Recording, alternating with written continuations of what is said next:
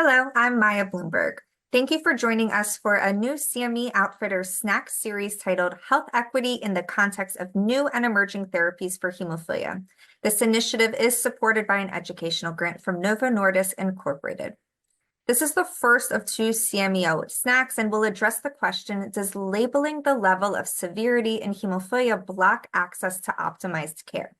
Again, I'm Maya Bloomberg. I'm a hematology nurse practitioner specializing in congenital bleeding disorders and sickle cell. And for the past 10 years, I've been the adult nurse coordinator at the University of Miami Hemophilia Treatment Center. I am very pleased to be joined today by Dr. Guy Young, who I'll ask to introduce himself. Welcome, Dr. Young. Good morning. Good morning, Maya.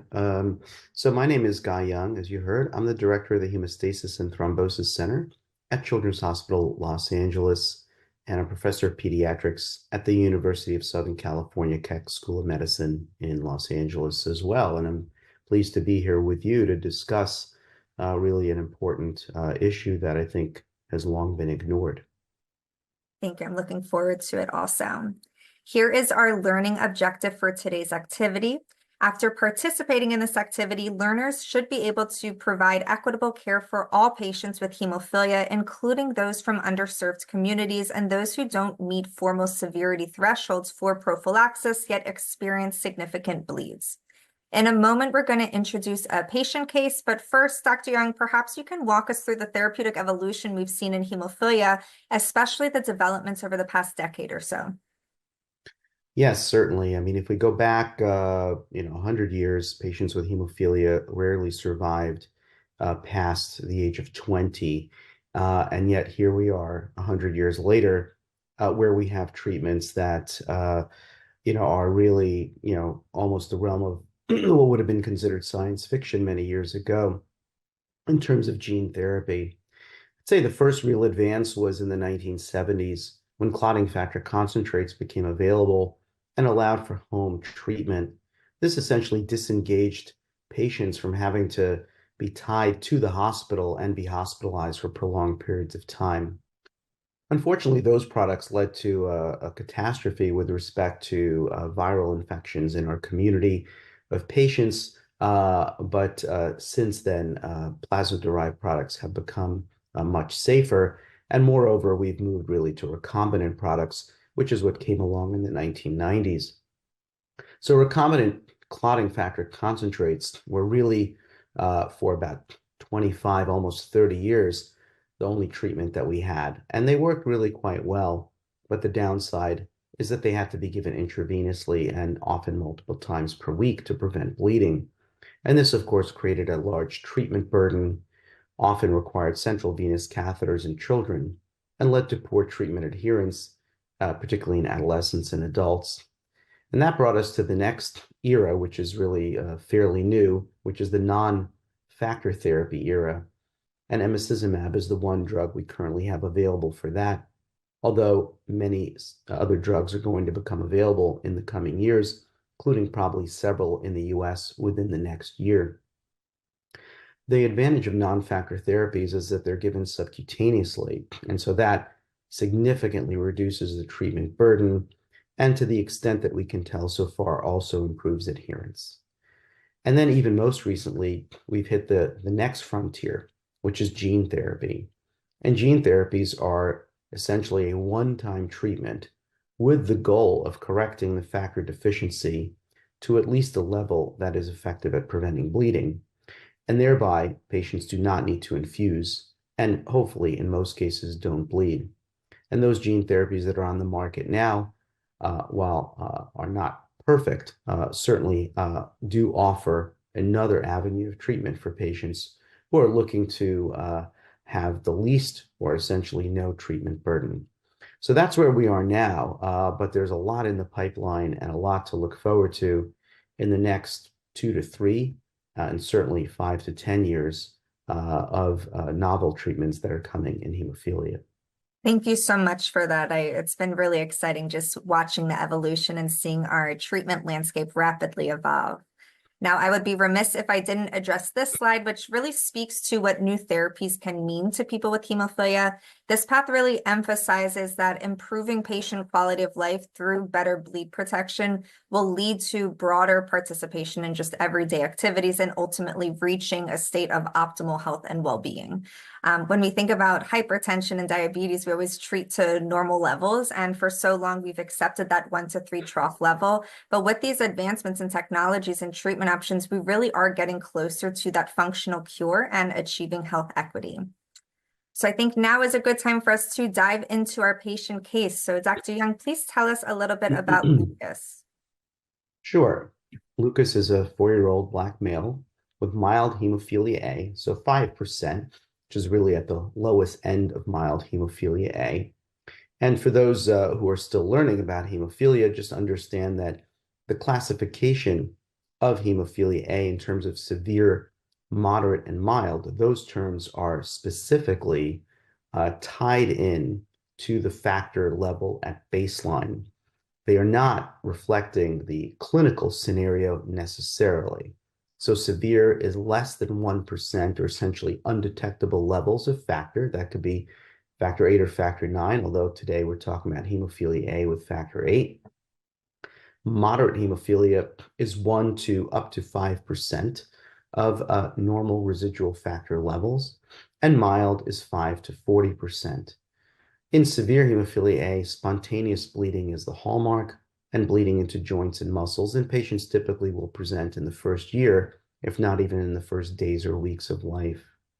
In moderate hemophilia A, if there's no family history and testing isn't done early in life, it could be diagnosed a bit later in life, but typically not past about the age of 2 or 3, due to also spontaneous events and quite a bit of bleeding that can occur with very minor trauma. In mild hemophilia, we typically think that bleeding occurs only with trauma. Spontaneous bleeding is uncommon.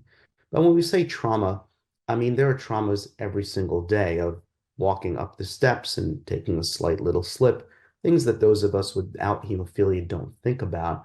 But even those relatively small traumas, right? We're not talking about, falling down a flight of stairs, but just a small little slip is enough in cases of mild hemophilia, particularly at 5%, to trigger a joint bleed.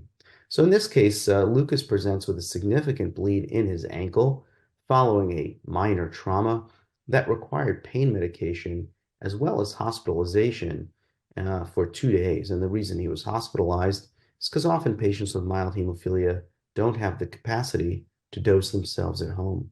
And in fact, this was Lucas's first bleed. And so the family even had a hard time initially recognizing the symptoms, which is another situation that happens with mild hemophilia.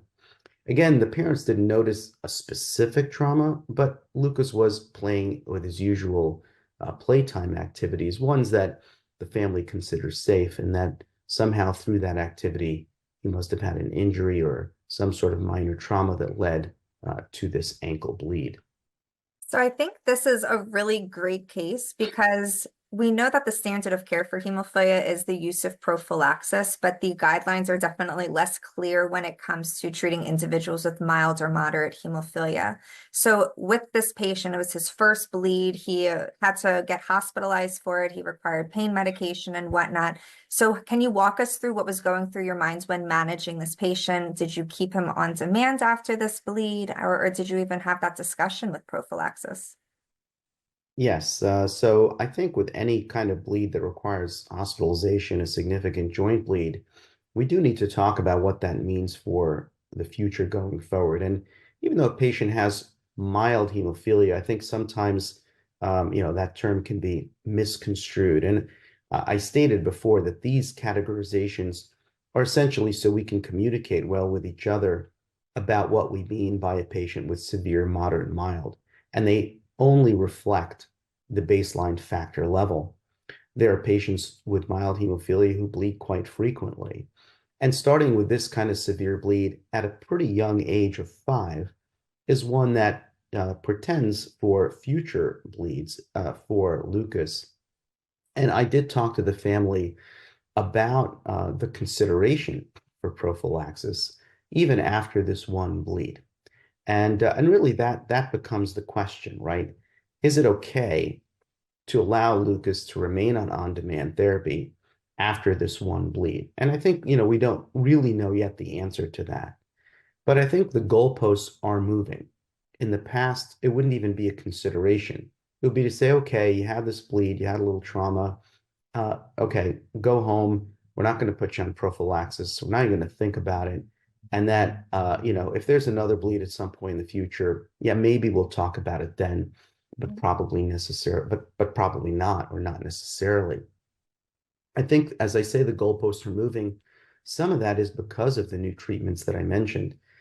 To start a 5-year-old on, let's say, a 3 times a week IV factor prophylaxis treatment, as would have been the case as little as 10 years ago, for this one bleed, would be a huge treatment burden for the Mhm. family to undertake when it's not even clear whether he'll have another bleed in the future. But with new treatments that reduce the frequency of the IV injections to twice a week or even once a week or potentially even less often, as well as non-factor therapies that are subcutaneous, really lowers the bar to entry for prophylaxis, which is a term I've been using. As treatments become easier and easier to give, and as they become better and better at preventing bleeding, we really do need to start asking ourselves the question of which patients with hemophilia actually should not be on prophylaxis, as opposed to asking the question which patients should be on prophylaxis. And so there are no real guidelines that will provide a cookbook answer in this case. I think we have to talk to the patient's parents about their specific situation. What are their values? What are their concerns? Are they really proactively seeking bleed prevention? Are they more going to take a wait and see approach? That's where shared decision making comes in, which has been a big buzzword the last few years. And it is a buzzword because as we have more treatments and better treatments, we have to offer those different options to families, because they all have different potential properties. So in this case, we decided to wait on starting prophylaxis, but we did discuss that even if there's one more bleed in the near future, or even in the further future, that probably after that we would start prophylaxis. Yeah, I think there's so much more that goes into treatment decisions and deciding prophylaxis or on demand, and so much more beyond just your factor level, like you said, because you have to take into account the actual bleeding phenotype. Because I have patients with moderate hemophilia who bleed like a severe. We want to take into account their activity level, their joint health. Maybe this is a time that we can kind of touch on just the vicious cycle of how just one bleeding episode can kind of start that cycle of hemophilic arthropathy. Do you want to touch a little bit on that? Yes, certainly. And in fact, it would not be unusual for this bleed that required 2 days of hospitalization to set off this vicious circle, vicious cycle, where he may, with another minor trauma in a week or two, rebleed in that ankle. And what happens is once you have blood in the joint, it activates the inflammatory system locally, and you can get inflammation within the joint, which then leads to synovial hypertrophy. The synovium is the lining of the blood vessel, which is typically just a sort of a thin film, essentially, that basically encapsulates the joints and contains the synovial fluid, which is really the lubricant for the joints. Once there's inflammation in there, synovial hypertrophy, so a increase in the growth of cells in that lining that then lead to these finger-like projections, which you can actually see on arthroscopy if you ever look inside one of these joints. And then those finger-like projections just become more prone to bleeding. They're very vascular. So it takes even less trauma to lead to a second bleed, which then leads to more inflammation and then more synovial hypertrophy. And that's how you enter this vicious circle that results in a target joint, essentially a joint that bleeds over and over again. And those are the joints that become permanently damaged. And certainly we want to prevent that here. And in fact, only one severe joint bleed can set that cycle up.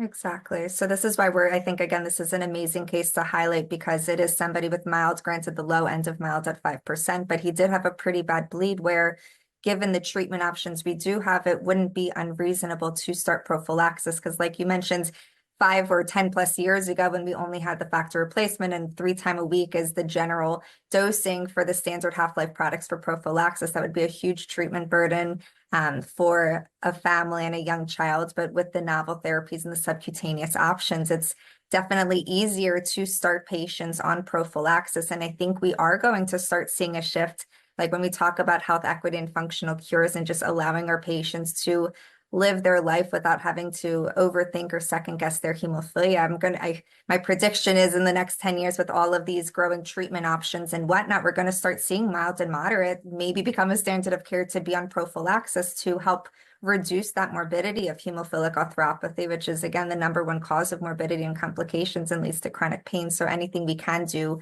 to prevent that would obviously be optimal. So I think this is a good segue into another very important topic in hemophilia, which is equitable care. Now, the CDC defines health equity as the state in which everyone has just a fair and just opportunity to attain their highest level of health. Now, there's a difference between equality and equity. Equality is when we're treating everyone the same and we're providing the same resources and opportunities, while equity recognizes that different people ultimately have different circumstances and allocates the resources and whatnot to reach an equal outcome and really focuses on the fairness and equal outcomes by addressing specific needs and barriers. We then have our health disparities, which are the result of health inequities. And these are the preventable differences in health status of one population or one individual compared to another. And it's the result of the social, economical, and environmental disadvantages, really the result of an individual's social determinants of health. Now, we can't talk about health equity without addressing social determinants of health because there's so many things that really play a part in our health outcomes. And the social determinants of health are the conditions that we are born and grow and work, and those wider systems that shape conditions of everyday life. And they influence disparities by influencing access to healthcare, health literacy, influencing our health behaviors. And we know that 40% of an individual's social and economic factors influence health outcomes, which includes things like income and housing stability and access to transportation, all of which can affect somebody's ability to adhere to specific treatment regimens. Now, specifically to hemophilia, there are known racial disparities. So I'll go over some of these and then maybe we can talk about Lucas a little bit more and just some considerations from that standpoint. But we have data confirming that people of color are less likely to receive prophylaxis or be on home therapy compared to white patients. We know that there's a disparity where Black and Hispanics are twice as likely to develop inhibitors despite having similar genetic mutations. And I think the one that stood out to me most when I read this article is that despite similar levels of adherence to treatment, people of color report higher levels of chronic pain and lower quality of life. But the take-home message is that it's not due to biology. It's influenced just by the systemic racism and really emphasizing the importance of addressing social determinants of health to bring health equity to our patients. Because if we're just thinking about hemophilia alone and treating the disease, we're missing a mark, because even with the novel treatments, if we want to talk about health literacy, there's so much more education and teaching that goes into starting a patient on a novel treatment as opposed to factor therapy. Because if I have an individual who isn't understanding that novel therapies or the non-factor therapies are only for prophylaxis and they need a second product to treat a breakthrough bleed or for surgical management, that might give me a little pause and see, is this a safe therapy for this patient? Because I don't want them to put themselves in undue harm per se. Do you ever have difficulties or do you find yourself making treatment decisions based on the health literacy, or do you find that that's more just you're spending more time to teach and reinforce information and make sure that they verbalize understanding before going home with a certain therapy? Yes, Maya, no, those are also such important points. I think one comment first on the equity versus equality is that, equality would be taking every patient with mild hemophilia and saying, you don't need to be on prophylaxis. Whereas equity would be identifying those with mild hemophilia who do have a bleeding phenotype and saying, no, we need to start prophylaxis for you. So I think that's a good example of equality versus equity when it comes to situations of hemophilia, where sometimes we just paint everybody with a broad brush. You're severe, you're on prophy, you're mild, you're not on prophy. And we really need to think about that in more detail. When it comes to the health literacy aspect of it, it is very challenging. And I think the challenge for us as physicians, nurse practitioners, other allied healthcare providers is we need to understand our patients' background. And we need to understand these kind of issues of racial and ethnic disparities so that we can bring the equity into our conversation.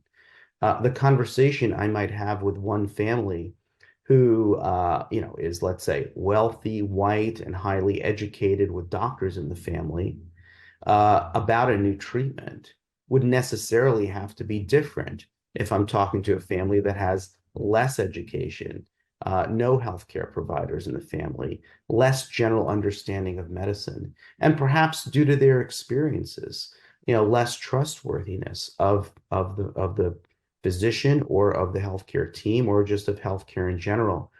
So you need to really understand, where your patients are coming from. And I just don't mean like what town they're coming from or what street they live on, but what is their background? What is their experience, in the field of healthcare and dealing with healthcare and probably having dealt with healthcare disparities before. And you might need to spend more time with them. You might need to explain things differently to them. And I think that we all have to learn really how to do that well. Because at the end of the day, what equity would mean is that one family who may have a different set of circumstances leaving my clinic and another family that has a completely other set of circumstances truly understand the options that they were each offered and can help make an informed decision along with the healthcare team. And yes, that's a big challenge, but I mean, we are all invested in the best care for our patients, regardless of background. And I think I often say this when I talk about hemophilia, in that it is kind of the ultimate democratic disease in a way, and I say that because it does not have an ethnic predilection, does not have a racial predilection. Basically, anybody can be affected with hemophilia of any race, of any origin, nationality, ancestry. It doesn't care if you're rich or poor, doesn't care if you're Republican or Democrat. It really affects the community equally. And so that means that we're going to have various layers and members of society who are going to suffer from hemophilia. And we need to be prepared to talk to each one of them in a way that they can, A, understand what you're saying, and B, build that trust in you so that you together can make the best decisions for them. And I think it also ultimately emphasizes the importance of being followed at a comprehensive hemophilia treatment center, because we have so many different points of contact at that visit. And I might describe something differently than the hematologist, or maybe differently than our physical therapist. So you have different people who are able to reinforce information and get information out to make sure our patients are getting what they need. And one of the most important is really just having that social worker who can perform that psychosocial assessment and really hit on every single type of economical, housing, financial security, et cetera, to identify what barriers might prevent somebody or prevent an individual from achieving optimal health outcomes. Absolutely, totally agree with that. Now, we touched on it, or you touched on it briefly, with regards to where shared decision making has kind of become a hot topic. And it's really because we've had so many treatment options pop up that is making decision making so much more complex. And it involves that two-way dialogue where patients and caregivers are truly becoming a partner in the decision making, where patients have the opportunity to share what their treatment goals are and what matters most to them out of treatments. Then as providers, we are the one who present that there's actually a choice existing, and then review all of the different options. And together we're coming to a decision what the best course of action is, because not all patients want, even though in our minds subcutaneous is much more convenient, not everybody wants to potentially require a second product if they're having a breakthrough bleed or if they're having surgical procedure. Some patients want an all-in-one product like factor replacement. But then we also have to take into account, where do these individuals live? Because maybe being on a subcutaneous therapy allows a little bit more freedom, especially if you don't live as close to a hemophilia treatment center, or maybe you don't have access to a home healthcare agency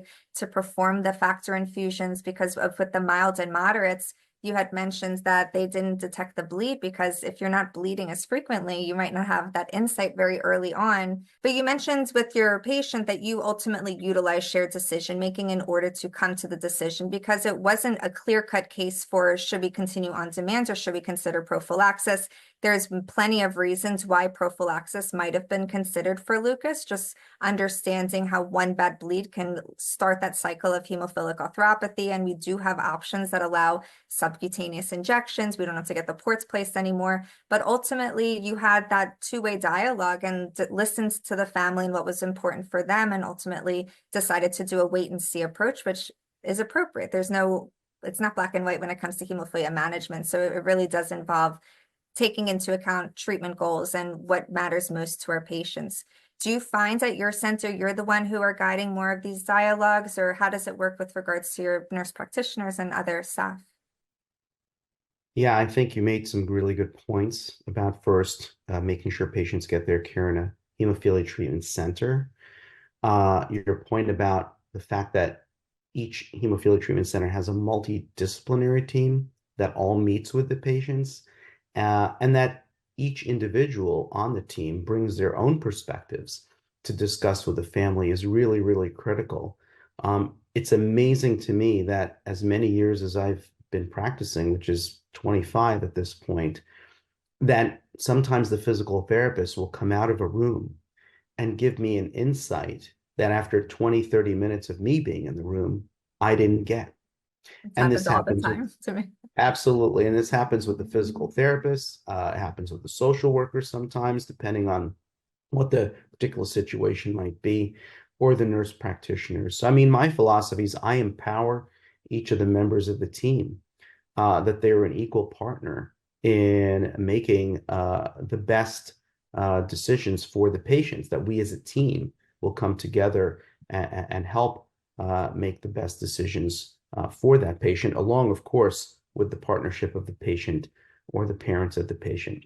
And we need to understand that, just like, the regular parts of society, patients are part of regular society. In other words, there are patients who are very conservative in their medical views. There are those who are more risk averse. There's those who are more willing to take risks. There are those who are very active in the decision making. There are those who are more passive.